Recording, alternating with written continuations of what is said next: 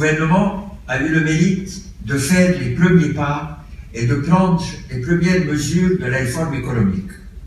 Au début de 2014, il augmente le prix des carburants et de l'électricité conformément au plan établi. Il élabore une loi régissant la fonction publique et des lois fiscales, introduisant de nouvelles taxes, y compris la TVA, mais le président de la République refuse de les signer en l'absence du Parlement. La Banque centrale, pour sa part, dévalue la livre égyptienne, qui est largement surévaluée, une surévaluation qui pèse lourd sur la compétitivité des produits égyptiens et sur la balance commerciale. L'aide financière massive reçue des pays arabes du Golfe, l'Arabie saoudite, les Émirats arabes unis, le Koweït, permet au gouvernement d'entamer un programme de relance économique et d'exécuter un grand nombre d'importants projets d'infrastructure. Je mentionnerai 3 de ces projets qui, à mon sens, sont les plus importants. Le premier concerne l'énergie électrique, dont les capacités théoriques de production étaient limitées à 29 000 MW, insuffisantes pour subvenir aux besoins industriels et domestiques du pays. Je vous rappellerai que les ruptures du courant durant les dernières semaines de la présidence de Mohamed Morsi ont été des éléments qui ont poussé les Égyptiens à descendre dans la rue. Le gouvernement a donc tracé un plan énergétique pour couvrir les besoins grandissants de l'économie et en assurer la sécurité basée sur 3 axes. D'abord, sur le développement d'un mix énergétique diversifié pour profiter pleinement des ressources disponibles, notamment du potentiel solaire, éolien et hydraulique. Ensuite, sur des incitations crédibles pour attirer le secteur privé à participer à la construction d'un secteur privé énergétique financièrement viable.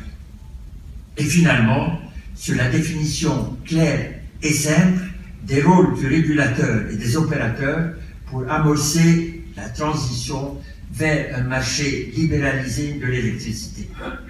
Le gouvernement signe des contrats de fourniture et de financement pour augmenter la capacité de production en un premier temps de 14 400 MW pour atteindre une capacité totale de 43 000 MW, un projet qui sera exécuté en moins de 18 mois. Ces grands projets concernent la construction d'un réseau couvrant 4 400 km qui viendrait s'ajouter au réseau existant un ajout de 10% de sa capacité et qui ouvre des perspectives de développement régional à l'est et à l'ouest de la vallée du Nil, en reliant la Haute-Égypte au littoral de la mer du Nord, de la mer Rouge à l'est, et à l'ouest, reliant la vallée du Nil aux oasis et à la nouvelle vallée et l'ouest des Un programme de construction de 656 000 logements sociaux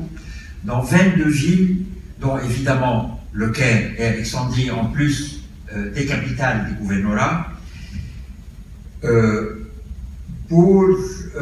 avec un coût estimé à 97 milliards de livres égyptiennes. À ce jour, 50 000 logements sociaux ont été livrés, 300 000 logements sont en cours de construction et devraient être terminés dans les jours qui suivent. L'année prochaine, il est prévu de construire les 56 000 logements qui restent. Les projets ambitieux d'infrastructure, initiés par le président de la République, et le souci de les exécuter le plus rapidement possible pour mettre fin à la situation ressentie de crise, ont entraîné une augmentation importante des dépenses publiques. Le déficit budgétaire atteint de nouveau 11,5% du PIB au cours de l'année financière se terminant le 30 juin 2015.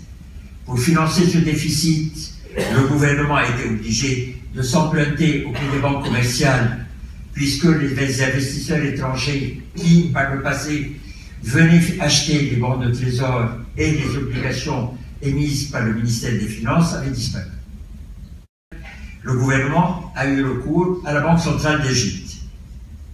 Ce qui veut dire que la Banque centrale d'Égypte a créé de la monnaie, une valeur, sans contrepartie. En d'autres termes, et en utilisant une métaphore, ça veut dire que la Banque centrale d'Égypte a imprimé des billets de banque. Ce qui a entraîné nécessairement l'augmentation du taux d'inflation et la diminution de la valeur réelle de la livre égyptienne par rapport aux autres devises, c'est-à-dire son taux de change. Ces déficits ont entraîné l'économie égyptienne dans un cercle vicieux infernal. En juillet 2016, le gouvernement a entamé des négociations avec le Fonds monétaire qui a posé 3 conditions préalables à la signature de l'accord. D'abord, l'imposition de nouvelles taxes et surtout de la taxe sur la valeur ajoutée. Le projet de loi qui était prêt depuis bien longtemps fut présenté au Parlement et approuvé au mois d'août. La seconde condition était d'obtenir des financements extérieurs à hauteur de 5 milliards de dollars pour combler les lacunes de financement, le financing gap, condition qui a été remplie suite à des crédits obtenus de la Banque mondiale, de la Banque africaine de développement, des Émirats arabes unis et d'une opération de swap qui s'est faite avec la Chine.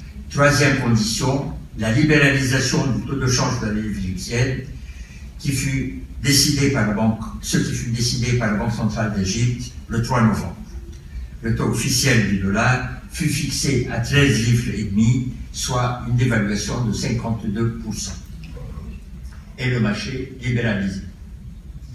Le même jour, le gouvernement annonçait la hausse des prix de l'électricité et des carburants. Les conditions préalables remplies, le Conseil exécutif du Fonds monétaire annonçait le 11 novembre son accord à soutenir le programme de réforme économique égyptienne en accordant à l'Égypte un crédit de 12 milliards de dollars.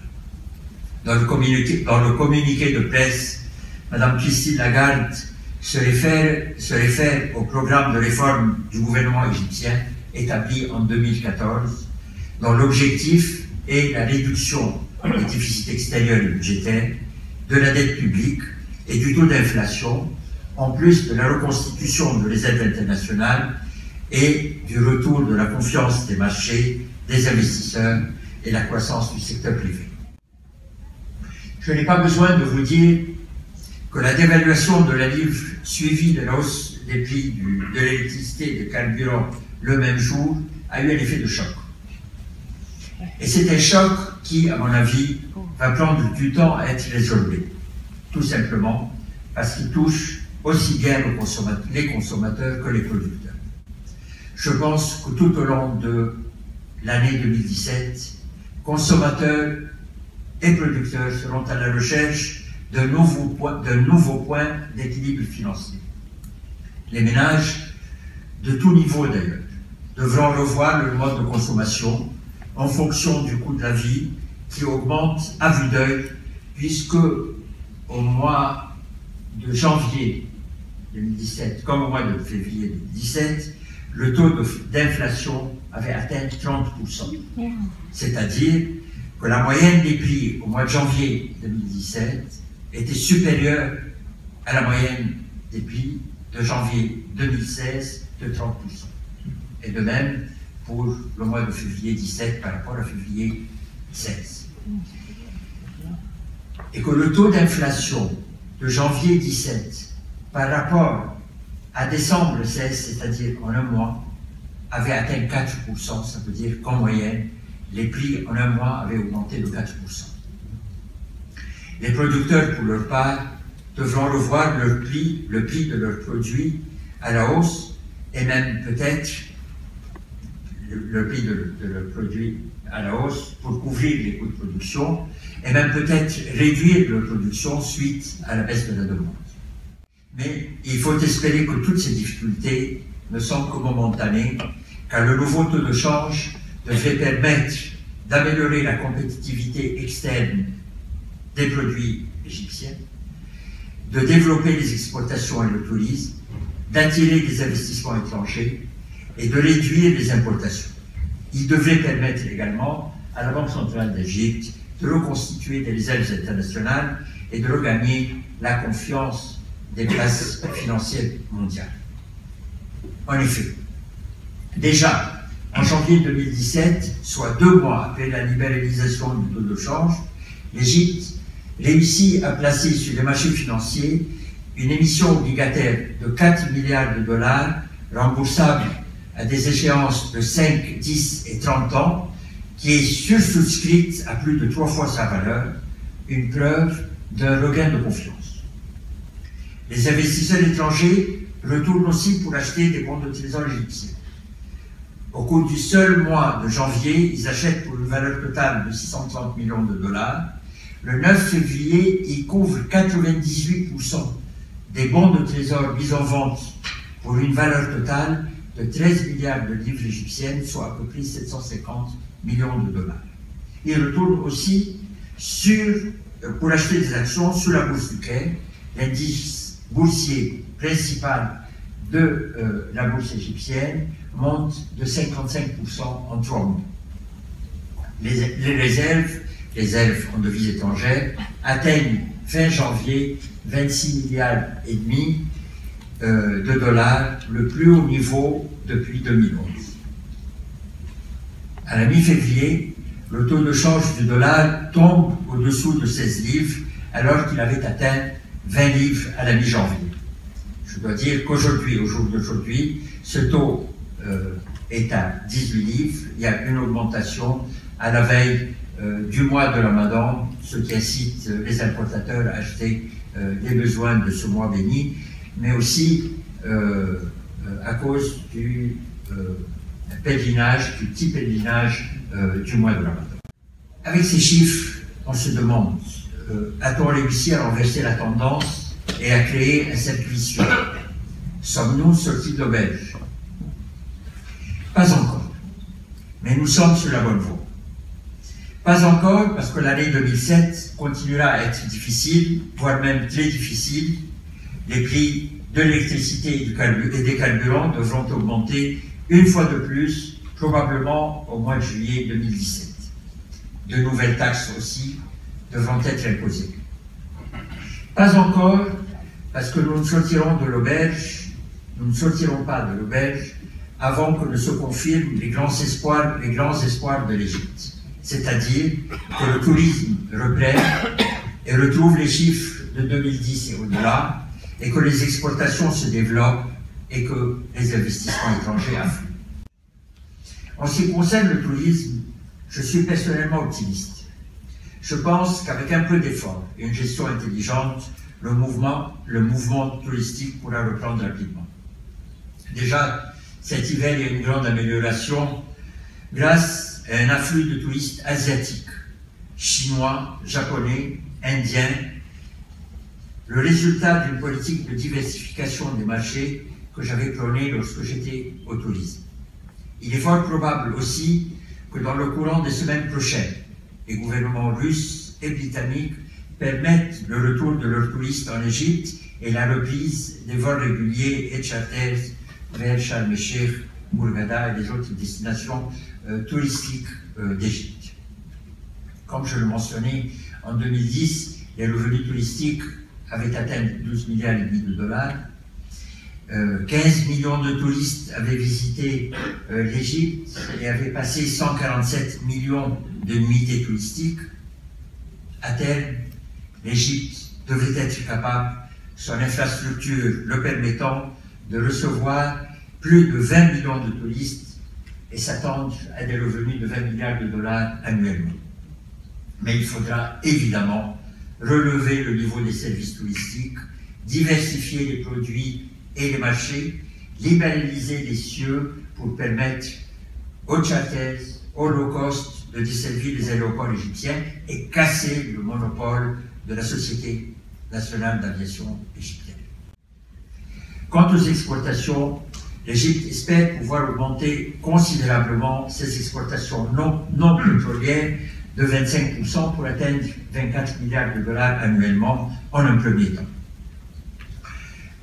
En prenant avantage d'abord sur le gain en compétitivité dû à la dévaluation de la livre mais surtout, on prend l'avantage des accords de libre-échange signés avec plusieurs blocs économiques, les pays arabes, la Turquie, l'Union européenne, la zone de libre-échange de l'Est de l'Afrique, une zone de libre-échange qui va de la Méditerranée jusqu'au Cap de Bonne-Espérance, et bientôt la zone de libre-échange euro-asiatique prônée par la Russie et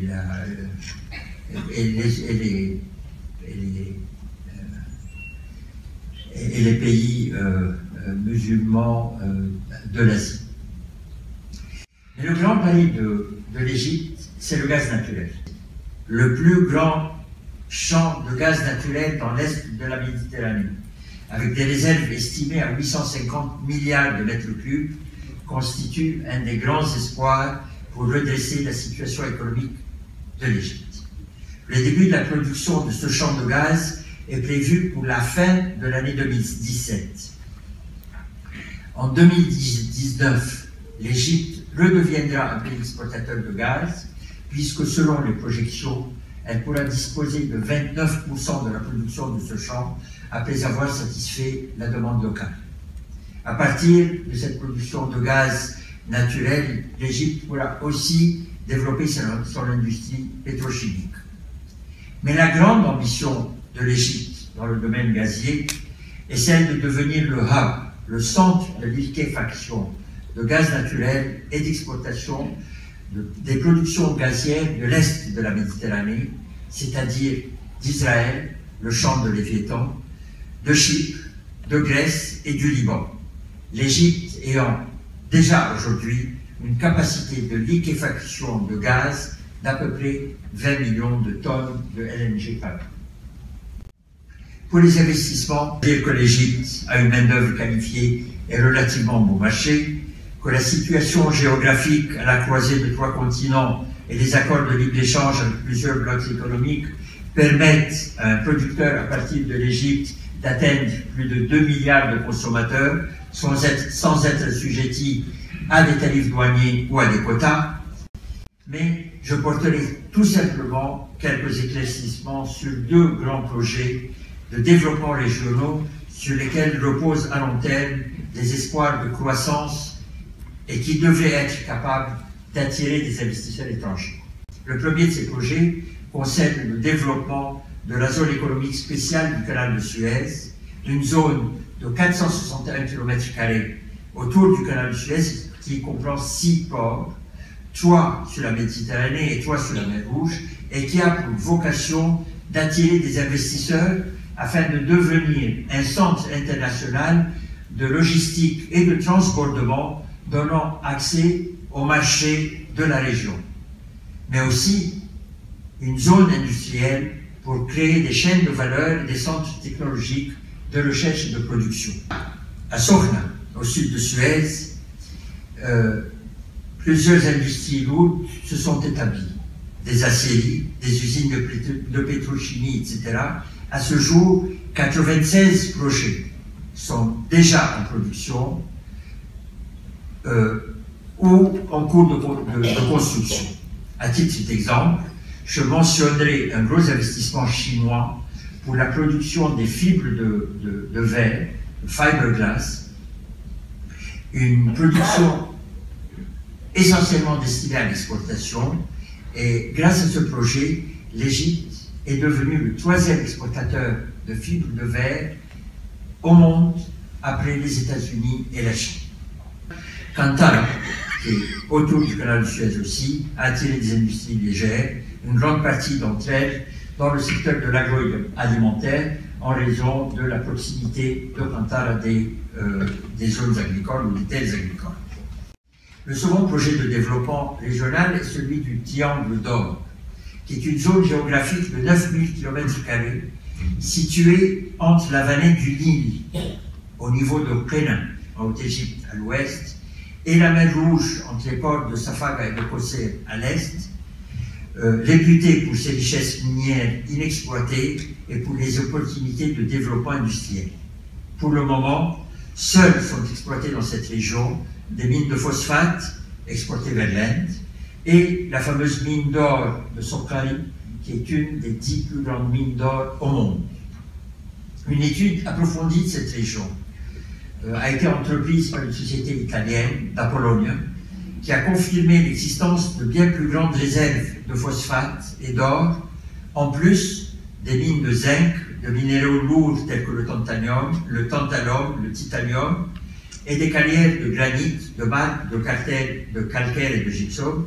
L'étude confirme aussi l'existence de mines de fer et de cuivre. Tout comme la zone économique du canal de Suez, le triangle d'or bénéficiera d'exemptions fiscales et douanières et devrait pouvoir attirer des investisseurs étrangers dans les secteurs mentionnés. L'Égypte, ça fait 50 ans que sa consommation a été supérieure à sa production, que ses importations ont été supérieures à ses exportations et que ses dépenses ont été supérieures à ses revenus.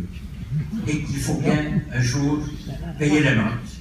Et c'est ce que nous sommes en train de faire. C'est dur, mais je suis confiant que nous sommes sur la bonne voie pour pouvoir prendre avantage des opportunités et des richesses inexploitées du pays. Je suis personnellement optimiste. Je crois que le tourisme reprendra et que les exportations augmenteront beaucoup plus tôt qu'on ne le pense. J'espère que le gouvernement ne commettra pas d'erreur et qu'il continuera à gérer l'économie avec la rigueur nécessaire pour gagner la confiance des marchés financiers dans l'avenir de l'Égypte.